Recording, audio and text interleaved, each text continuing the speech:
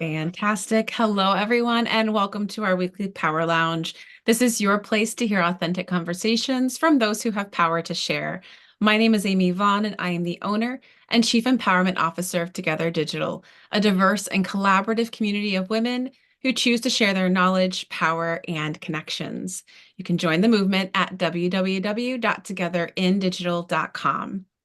Today, you all are going to learn about the power of personal branding for female leaders with our guest, Annie Scranton. She is the visionary behind Pace PR, a thriving multi-million-dollar international business with clients like Hint Water, love Hint, Fast Mhm. Company, Albert.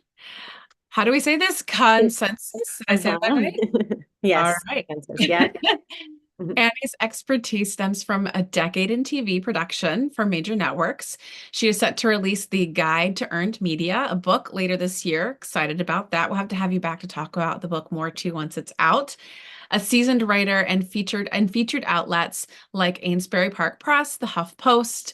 Annie keeps pace with evolving tech and media trends. Let's dive into her insights. The Pace PR podcast, you can check Mhm. that out as well, where she chats with industry giants and highlights her client success stories. Annie, thank you so much for being here today. We're excited to have you here. Thank you for having me. Of course, of course. You've been on our list for being a guest speaking in some fashion or another for so long. So really excited to dive in. And I'm a little curious, when I read your bio, your background, your history, you started in TV. How did the television world shape your take on personal branding for women in leadership? Well, TV news, broadcast news is very fast-paced. It is, or historically rather was, I think still is pretty heavily male dominated, especially at the top. We've seen some changes in recent years, but I think it was just very much the type of industry and environment that had a kind of old boys feel to it, old boys club feel to it. And so starting out in there at age 22 or whatever I was, pretty much right out of college, I was sort of thrust into a very fun atmosphere. I loved it. Um, but it was chaotic and it was not polite, shall we say. A lot has changed in workplace dynamics, as we all know, in the past recent years, but certainly in the past 20 years since I've been working. So I think personal branding for me was really important because I really needed to do whatever I could to stand out. I was one of three production assistants on whatever show I was working on. So how can I set myself apart, from my colleagues who are my peers, but also I'm motivated to get a promotion. I'm motivated to, rise up through the ranks. So I do think it was very important and an early kind of lesson to realize sort of how to make my characteristics well known to the bosses, to the people who matter. And every woman should be doing that in any level of career that they're at in their profession. hmm Yeah, I guess that goes right really nicely into my next question is how vital is personal branding for leveling the playing field for women in leadership? As you mentioned, TV broadcast doesn't have a lot of women at the top. Neither does, the industries that we support, women who work in digital marketing, advertising, and tech. I mean, I think it's everything. Honestly, if you don't take agency and control over your own image and how you are being perceived and how you move around in the professional world, someone else is going to put you in a box and then Yeah. you're going to stay there, and Yep. it's hard to get out of that box. So I think it's of the utmost importance. I think that women still have a bit of an issue, maybe in terms of taking the time or feeling like, well, I should be spending time doing the actual work, not focusing on myself. But actually, you have to put in that time because, as I just said, if you don't put it in for yourself, literally no one else is going to do it for you. So it's important in any industry, and I think it can yield a lot of really important knowledge about what you want to get out of your career, what you don't want to get out of Mhm. your career, where you see yourself in 5, 10 years. I mean, a lot of people just don't even ask themselves that question. They're sort of going along, and Yeah. it's really important to make it a habit and a practice and a routine to spend time on your personal branding as much as you can. Yeah, because if you don't define it, how do you ever get there? You might have dreams and aspirations, but if you're not making the case for it externally, then how is it ever going to come to fruition? How's it ever going to happen? Well, the first step is really to understand within yourself, what is Hmm. my personal brand? What Yep. do I want out of this job, this career path, this role, whatever the case may be, if you're going for, if you're making a transition or you're going Yeah. for a promotion, you have to put in that work first, I believe, so that way when it comes time to ask for that promotion or to make that pivot in your career, you're feeling as strong about it as possible and as, well informed about why you deserve it, or why making a change from one industry to the next makes sense. If you don't know how to adequately answer those questions, why should your boss or prospective boss know how to answer it? That's a great point. And then a couple other things you mentioned, like this idea, I think we fall into this trap as women often is that we see doing as leading. And oftentimes we are so heads down, busy doing, we're not taking care of the things like you said, where we're looking at and taking the time to work on ourselves and define what is our, career path look like, what is our um personal brand so that others know what to come to us for and that opportunities that are meant for us come to us because we've done a great job of, exemplifying what that is. I think also too, we look for accreditations, right? We look for education and titles. And I just read an article yesterday that came through the US Census Bureau saying that education does not close the pay gap for women.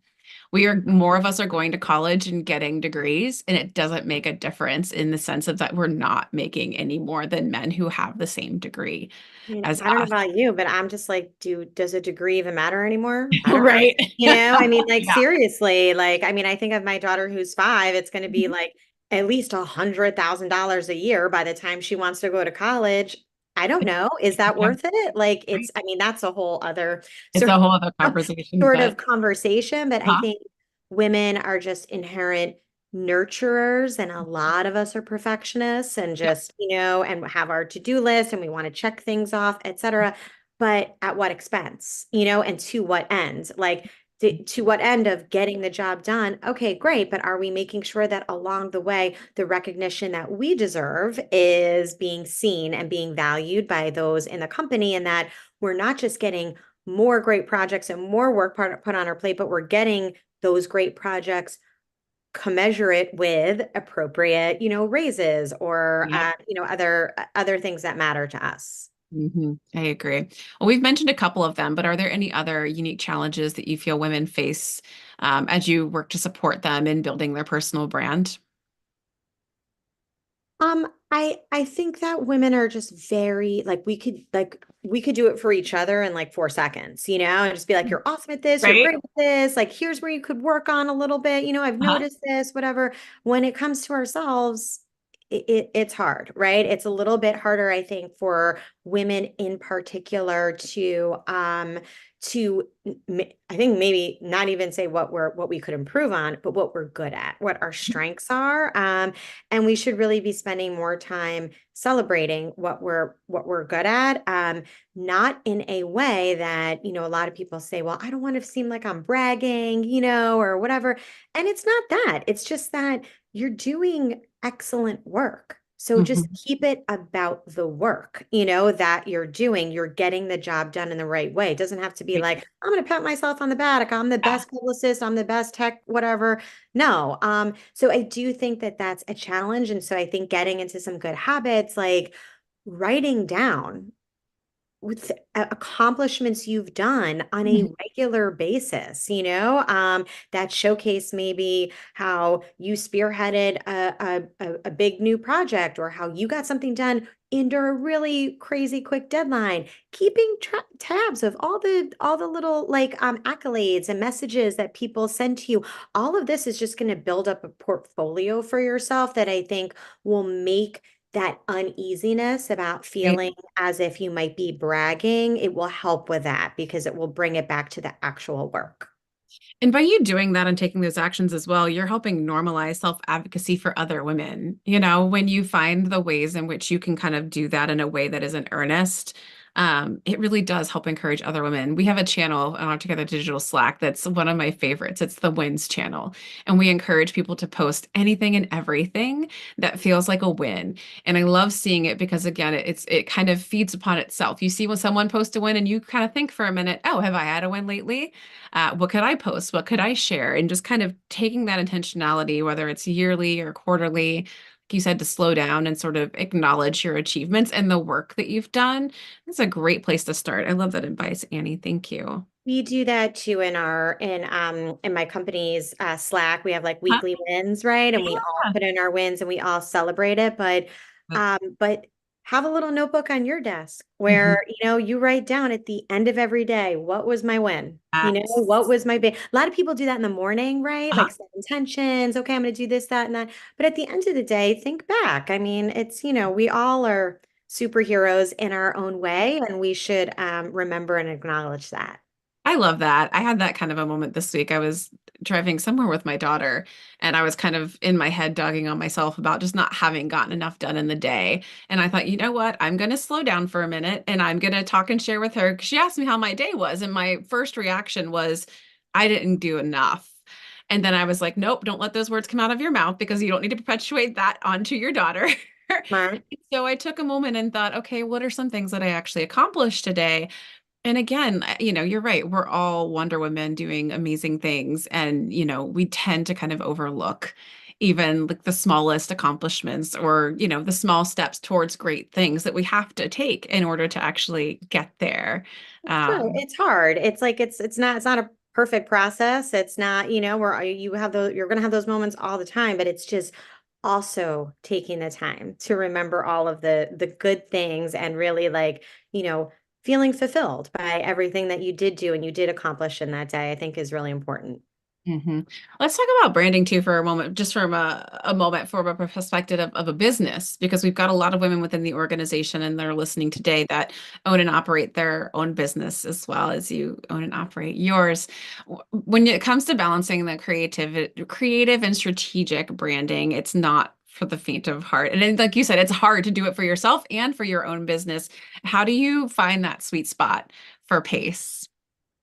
For branding pace. So my business is a little different because the branding of Pace is a little bit synonymous with me. My name is Annie Pace Scranton, and so and I started it as a solopreneur almost 14 years ago. So there is a little bit of that, but I would say what we I know my elevator pitch when I'm going into a new business meeting, right? And that honestly, if you're thinking about personal branding for your business, if you can't say right now in 30 seconds, if you were locked in an elevator with your dream client, who you are and what your business does, then you have some work to do in terms of Mhm. figuring that out. And I think that elevator pitch can be like that first kind of portion about it. It's really all about figuring out what does your business do? How and why do you do it better than any of the others out there? And what's in it for the other person who's listening? Why Yeah. should I care? Why should I care? I think that's like the biggest thing. People are busy. Nobody has any, attention span anymore. Things are hard, just in general. And so people, if you get the ear of somebody, make it worth their while. What are they going to get out by listening to this conversation? Do you have any thoughts, advice on tips on, I guess, best practices for elevator pitches? Because I feel like it feels like so much pressure, right? You've got between the floors of 1 and 3 to really make people interested in you. So what would you say are some best practices in order to kind of nail that down? Because, I could probably see myself working on that forever. Well, you have to practice. So that's definitely number one. And I think too, it was funny. I teach at NYU and I made all my students to stand up and give their 30-second elevator pitch. Yeah. And the fear and trepidation that came over them at the Yeah. just thought of standing up and talking about themselves Uh-huh. was real. It was a little alarming actually. So I would say number one to practice, literally look in a mirror or record yourself on your phone and then force yourself to watch it back because you will not like what you see and you will force you to make certain changes. In terms of just your sort of like your stature and everything, to nobody's going to think you're confident if you're not confident, right? Exactly. So standing up straight, the good posture, projecting, smiling, all of those things which may or may not come easily, to some of us are important, I think, especially when you're selling your business, you're promoting yourself, right? You have to have that enthusiasm. If you don't have it, why should anybody else like buy into it? Um, it's short, it's 30 seconds. It does not need to be a long, huge spiel, but just say literally who you are, what is your business, what do you do, why do you do it better than anyone else, and why should the person you're listening to care? And how can it help them? I have seen time and time again that when a customer implements my business model, they increase their sales 2x, whatever, Yeah. like, oh, wow, okay, like Result. results. The ROI is literally everything. And I think being clear, whether it's, prospecting for new business or trying to network with others, when you're clear, again, the sooner you can get to the heart of what it is that you're there to either offer or provide, and for them to potentially either hire or pay you for, the faster that's going to go. So I agree. Practice is a very important part of it. It does feel awkward and uncomfortable, but I was a part of the Goldman Sachs 10,000 Small Businesses program earlier this year. What I Mm-hmm. loved about it was every morning we had to stand up and within, I think, 15 seconds, actually state like who we are, what our business was, and what we did. So it wasn't like a full-blown elevator pitch, but you would be amazed. The very first time we all did it, I mean, some people took twice as long, and one of the guys, the facilitators, would just yell time like as soon as 15 seconds was up, and you'd be like, and some of us would just kind of be like, oh, okay, I tried my best, sit down, and then try to refine it the next time. Other people would just hold on to the mic and keep talking. But by the end of this is like a 14-week program, but probably like 3 or 4 weeks in, there wasn't a single person that went over time. So, I mean, it really is true that the practice is where you find the progress. It's not about the perfection. You're never going to be perfect at it, but making progress is through practice. So, like you said, as awkward as it feels, practice, practice, practice. But you said something also that that was so important, and it's about also listening to the person who you're meeting with and understanding as quickly and as clearly as you can, what are they looking for? What are Yes. their goals? Goals, goals, goals. That's everything. What's your goal? What's your customer's goal? Like what's the goal of the company? Coming back to that, because if you can hear very clearly from a prospective client, my goal is to grow my social media 10x in the next year. Well, okay, then you know exactly what your response should be. And so that is, none of this is rocket science, but it's a bit of EQ Yeah. also like mixed into it. But I think just having the the connection, the rapport with somebody and like getting them to talk a little bit and understand and having them open up will help a lot too. Yeah. Yeah. Because at the end of the day, too, people want to help. I think most people, when they meet you, they want to figure out how they can support and help. So being clear is just another way to make sure that you get the support and the help that you need. Awesome. A lot of the work that you do is helping to break down barriers and foster inclusivity. What's your power move to get more women into leadership roles through the work that you're doing now? Well, I mean, our power move is the media. So, we are very proud of representing over 50% women-owned businesses and female CEOs at our company.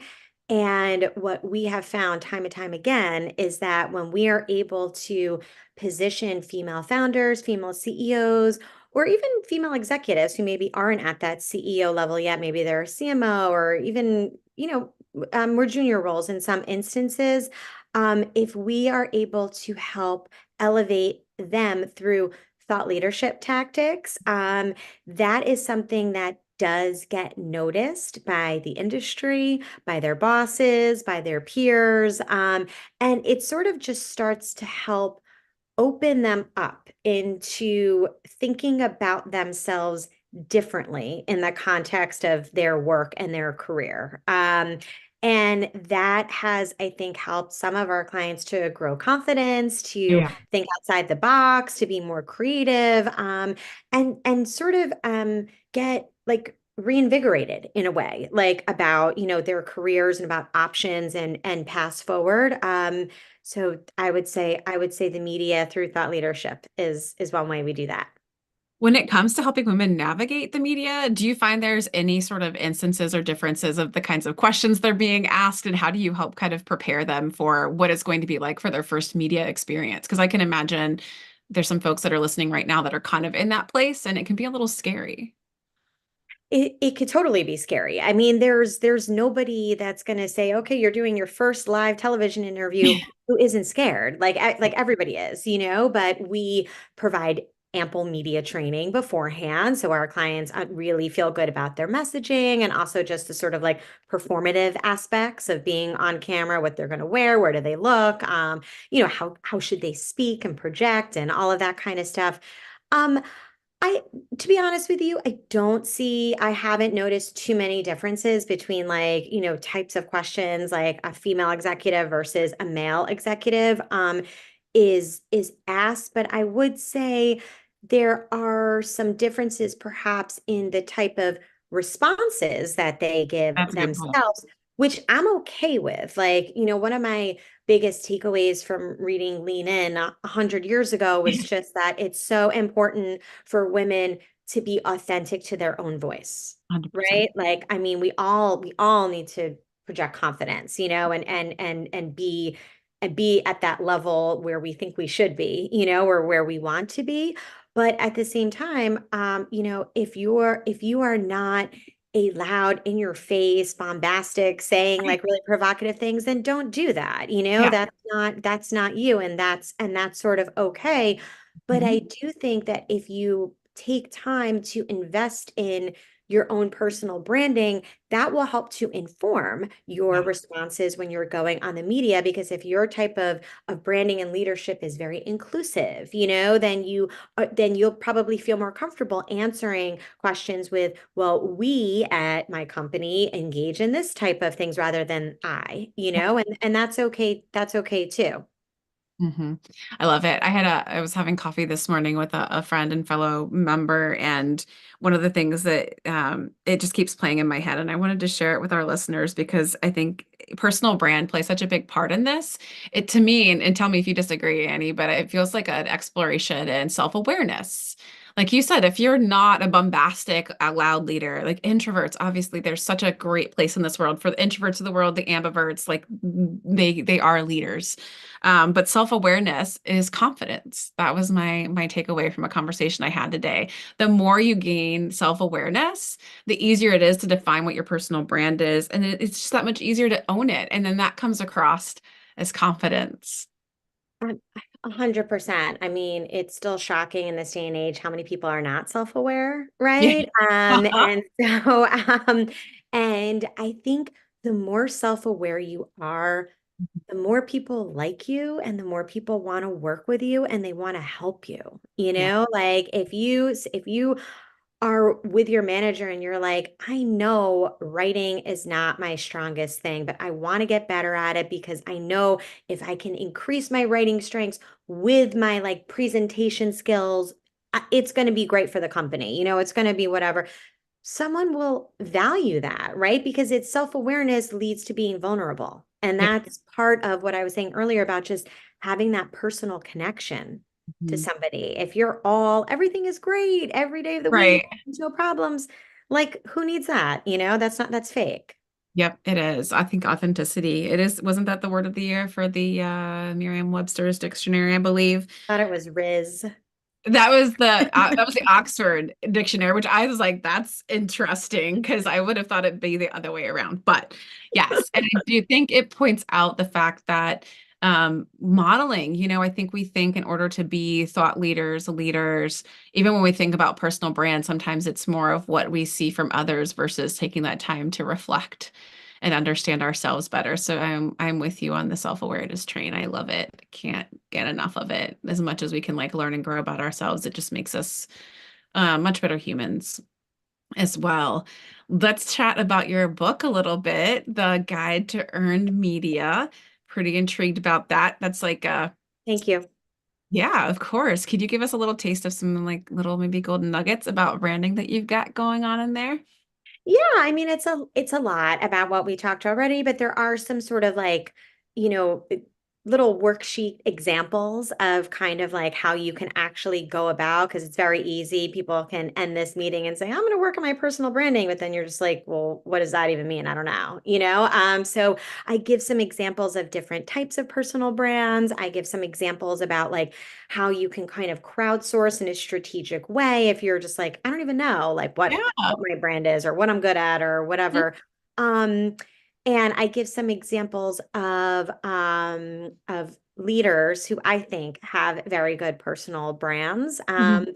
But it's just so important because in this day and age, so many of us no longer buy products just because we like the product. We buy Right. products because we like the branding of the Yep. company. We like what they stand for, or we really like the founders and their story. And it's no matter how small you may think you are, it still applies to all of us. And I think it ties into the self-awareness. It ties into all of that where understanding the personal brand is going to also inform your decisions about what you want in your personal life as much as it's going to about your professional life as Yeah. well. So yeah, there's a whole chapter in there that gives a lot of like tips and tactics that folks can follow.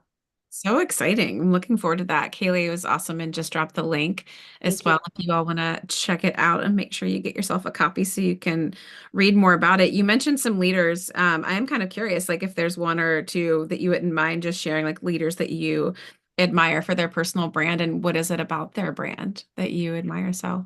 Yeah, sure. I mean there's so many. I mean I mentioned Sheryl Sandberg before. I think she stayed authentic and true to herself this whole time, and I admire her. I admire Hillary Clinton. I think she's done a great job. It's all with not without challenges. Oh my gosh, You yeah. know, with with her personal brand. There are so many, but those are two that I think come to mind immediately. I think one of the things I think of when I think of both of those women is consistency despite adversity. And that's such a big part, right? You're establishing as a brand and a personal brand, a rapport, trust, and trust requires that. Like people need to know what they're going to get with you. And if they don't, and you become completely unpredictable and it becomes out of character, then they start to struggle with, do I really know you? Are you really true to who you say you are? No, Um, it's so true. Like, I mean, not to get political, but there was this clip that was surfacing of Hillary Clinton from like, 2007 talking about like the Israel and the situation over there. And it yep. was literally the same thing she said now, like Yeah. she hasn't wavered. It's just the Right. same, it's that consistency. Exactly. And I think that's the other part of it too. And I'm actually really glad that you brought that up because once you have a good sense of your personal brand and what's important to you to kind of like put out in the world and to emulate, making sure that then you are consistent in that kind of messaging with every LinkedIn post, with Yeah. every podcast interview you do, with everything you write for the company or email that you send, having that personal branding exercise sort of be your North Star and leading you in those situations will be great because you'll never waver because you'll just know. Yeah, exactly. You kind of have your answers, you have your boundaries. All of those things are well That's defined exactly when right. you have a well-defined personal brand. And you kind of started to hint towards this, social media and whatnot. Obviously, the digital world's been evolving pretty rapidly. How do you imagine personal branding adapting to this kind of ever shifting digital world that we're living in right now? Because yeah, there's a lot to consider. Yeah, I mean, 10 years from now, we probably won't even be on Instagram or, Mhm. or TikTok. It will all change. I mean, I think the pillars that I just described are probably going to stay true no matter what. It's that consistency, it's being authentic, it's being genuine to yourself. And it's also, staying relevant, I would say, is Uh-huh. probably an important part of the digital component. Like if you have an Instagram, but that you use professionally, but you post like once every 2 months, well, then why even bother, really, kind of thing. So if you're going to have a presence digitally, I think it's important to keep up with that as much as you possibly can.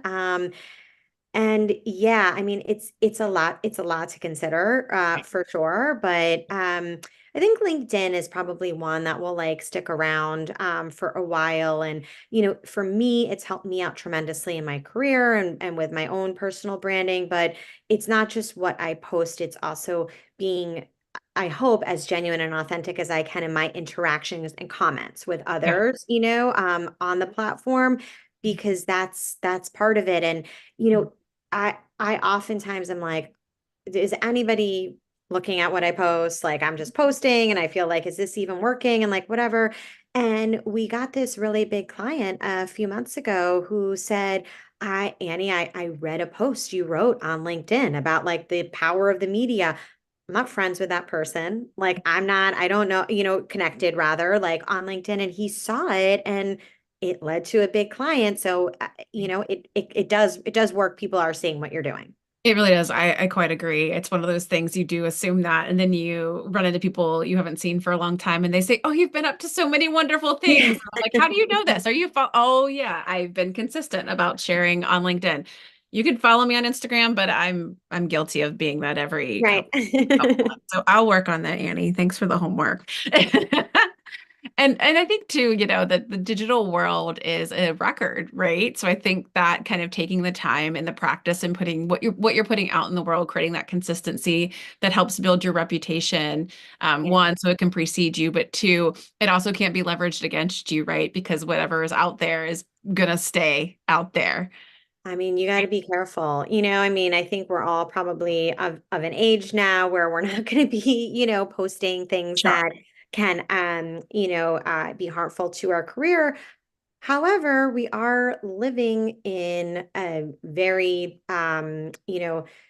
challenging times where there's different opinions on major global events. We're about to be in another election year, and it's Uh, important to remember that in terms of your personal brand, you may know exactly what you stand for. I know what I stand for, but I have 40 clients, and there are nuances for every single one of my clients and their own personal political beliefs and outlooks on the world. And, it is that balancing act of making sure that you're doing the work that is important to you and that you're proud of, but that at the same time, you're also helping your client with what's most important to their company and to their goals and who their audience is. And that can be a little sticky, it could be a little sticky. Well, that does lead nicely into the next question. With Pace PR's diverse clientele, knowing that you've got various audiences out there that you're trying to work towards serve and attract, is there any sort of secret recipe or common thread that works magic for crafting standout personal brands across different industries? I mean, tried and true is leaning into the founder story. And so that doesn't matter what kind of company you are, man, Yeah. woman, white, black, whatever. I think having and really understanding the founder story and the reason why they started the company is going to be helpful for almost all of your pitching. But that is one aspect of personal branding that I think people really do lean into, because now in the media, there are many reporters that just want to follow what a founder does, or hear, what was the biggest mistake you made? Were the three big things you had to overcome getting from A to Z, kind of thing. So that, I would say, would be one aspect of it. And, just paying attention to the big moments that each and every company has and seeing what's newsworthy, to pitch. clients will think every single thing they do is amazing and wonderful and deserves to be Right. like in the front page of the news. And it oftentimes does not. But it's our job to take the personal branding that we've done with our client and actually see how we can insert that branding, that messaging, that thought leadership into like a current trend within the industry. Huh? And that can be applied to our tech clients, to our climate clients, to our commercial real estate clients, our lifestyle clients, and it's so you could take that personal branding and very easily kind of help insert your client into the news cycle or, relevant industry news. Mhm. It makes a lot of sense. That's awesome. With the founder story, I'm kind of curious. Do you ever, again, we have a lot of entrepreneurs, solopreneurs within the organization, and I know they struggle with that idea of being their brand. What advice would you have for those who maybe could leverage their founder's story as a stronger way to gain like, visibility, media, whatnot, if they're a little apprehensive about being the face of their brand and their company?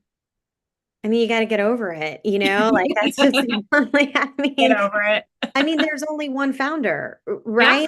Yeah. So, I Own mean, it. if Own so it. Own it. So, so own it. I mean, if you're a shy person, then write more.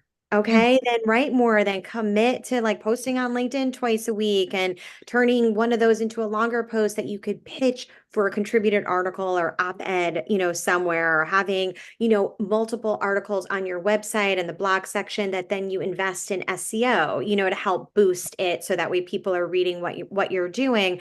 You don't have to, you know, say yes to everything or be like, I'm going to be this like media person because I'm the founder of the story. But there are relevant trade publications for any industry that you're in. Like if you're in marketing, in marketing, you're reading like Martech, you're reading like, Ad Age and all of these different ones. So maybe there is a reporter or a column or a section that highlights founder stories, where you can weigh in, or maybe one of them has a podcast, that you can pitch yourself or have somebody pitch you as a guest to. The thing about it is that it is going to help grow your business yeah. if you put yourself out there as a founder. It may not necessarily one to one be like, okay, now I have all these new clients or new sales, but Sure. it will open doors. Like PR is qualitative, not quantitative, and so you never know who's going to be listening. You asked about my book. The reason I got the book deal is because somebody at the publisher watched a video of a Uh-huh. speaking engagement I did and sent me a cold email and said, I saw you speak at this thing. I think you'd be great to write a book. That's Okay. Yeah. So stuff like that really does happen, but you got to get over it and just put yourself out there. right. It's exposure. I feel like exposure therapy. Many of you maybe know this backstory already, or you could go back to season one, episode one of our Power Lounge podcast, where I share my story of becoming owner and chief empowerment officer after having been a member. So I wasn't even the founder, and our organization was very much founded on the founder's story and experience of, experiencing sexual harassment and discrimination in the workplace. And literally, that's how it started, her going from city to city and sharing that story. So, me coming in and kind of being in this new, different position and leaving an industry and owning a business, I mean, I can just relate. It's definitely a process, and it just takes time. It takes practice. It takes exposure. And you're right. I think the we fall in love with the stories behind the brands that we find um, intriguing and that align with our values, and that includes the people as well. So I agree. I would encourage anybody who's kind of struggling in that space to kind of be more present and share their founder story. Start the work and just start exposing yourself. I love the idea of writing versus speaking if it's not something you're comfortable with. But who But knows like, what but you but do. start doing it, like say like, okay, every week on Friday, I'm gonna block 30 minutes on my calendar, and that's all I'm gonna do is just Yep. try to write. Like you can't do it without making a commitment Yes. to setting up some time. And we're all busy. I mean, some of us have kids and Yep. aging parents and this, that, and the other. You still got to make time for it. You do. It's so important. And I mean, I think that was my move. Why, when I started the podcast, it would have been so easy to just start with a guest, right? I was like, you know what? Maybe it's time I own the story. Maybe it's time I tell my side of things. And so that was kind of, the way that I did it was kind of the exposure was the podcast. All right, I've got a couple more questions for you, and then it looks like we might have a question from our live listening audience, so we'll make sure we get to that as well. Have there been any standout PR pace, speaking of podcasts, podcast episodes that have left you and your listeners with some unexpected personal branding wisdom? Oh, unexpected personal branding wisdom. I mean, there is not a podcast episode that I tape where I don't learn something. So I will Yeah, put that right? out there. I definitely learn a lot from each and every one of my podcast interviews.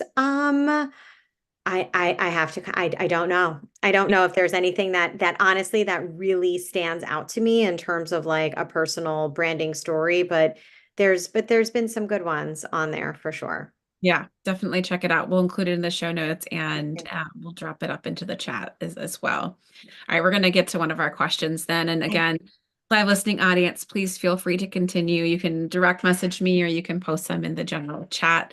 We'd love to hear from you. This one is I struggle with social media and even LinkedIn because it is always showcasing the highs and success and feels like it can be exhausting to keep up. I feel somewhat inauthentic when I'm only sharing the positives and just get the ick feeling from trying. Any tips for how to get over that and find a way to share authentically when everything isn't always sunshine and rainbows? Yeah, sure. Like crowdsource and ask if other people have gone through this before.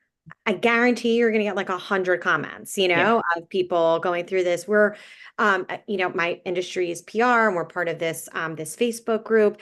And there are many times where people are commenting and saying like, I had this really tough situation with a client and it actually led me to tears. Like, has anybody Mhm. dealt with this? Like, how do you deal with something? How have you dealt with something like this? Response after response after response, but also Yeah. with a lot of encouragement in there as well. So I would turn it into like a crowdsourcing kind of comment. And I think that kind of brings in the inclusivity a little bit more and isn't like just like, woe is me. It's more Yes. just like, hey, like life isn't, a bag of roses. There's ups, there's downs, there's this, there's that. And to your point, I actually think people appreciate when you Yes. have posts that are a little less sunshine all the Yep. time. Yeah, I think I'm a huge proponent for putting the kibosh on the success without strife.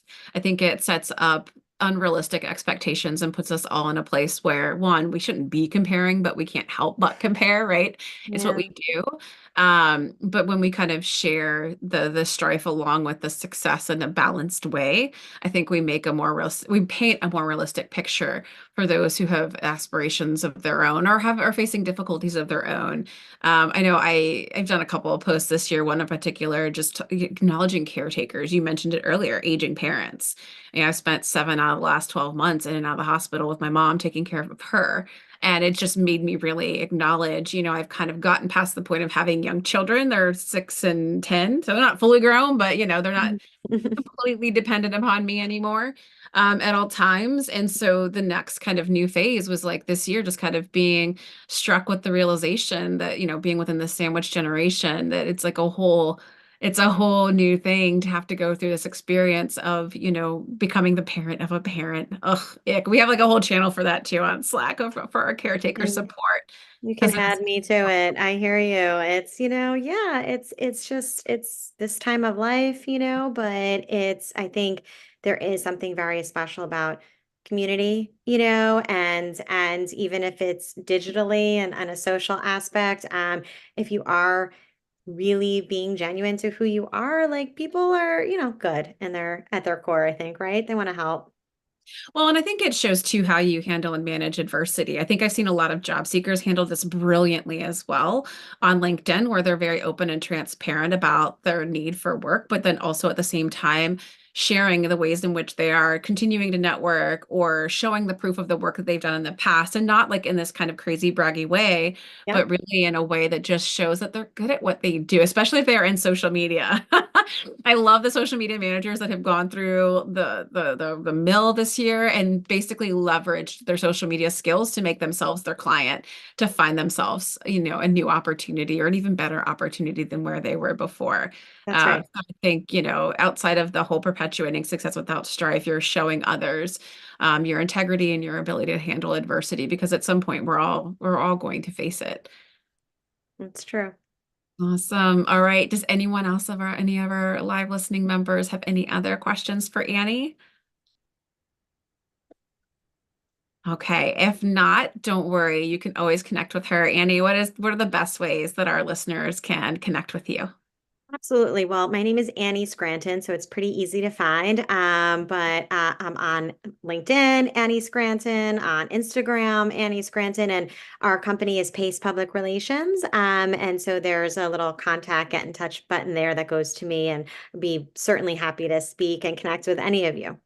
Perfect. Thank you again so much. We will include that on all of our, show notes, and we'll drop them again here in the chat as well. Great. We did we had one more question last second. Drop in if you want to Okay. hang for just a minute.